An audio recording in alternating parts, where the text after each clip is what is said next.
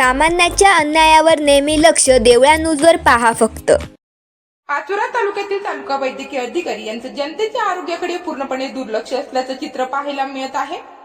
सध्या पावसाचे दिवस चालू झाले असून पाऊस पडल्यानंतर पिण्याच्या पाण्याच्या विहिरीमध्ये दूषित पाणी जाऊन तोच पाणी पुरवठा गावागावात होऊन साथीचे आजार होण्याची दाट शक्यता असते. म्हणून पावसाळ्यापूर्वी तालुका वैद्यकीय अधिकारी यांनी सरकारी वैद्यकीय दवाखाने यांच्यावर लक्ष देऊन साथीचे आजार रोखण्यासाठी पुरेपूर उपाययोजना करणे गरजेचे आहेत.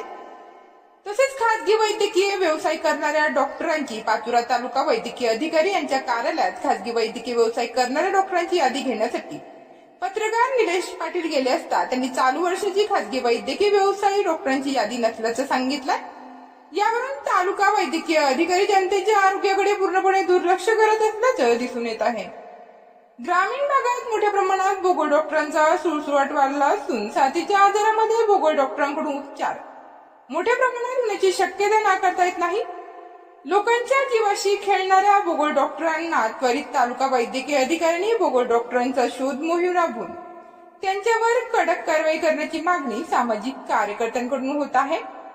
जनतेच्या आरोग्याशी खेळणाऱ्या तालुका वैद्यकीय अधिकाऱ्यांवर सुद्धा वरिष्ठ वैद्यकीय अधिकाऱ्यांनी कारवाई करावी ही सुद्धा मागणी जोर धरत आहे. देवळा न्यूजसाठी प्रतिनिधी चंदू खरे, पाचोरा.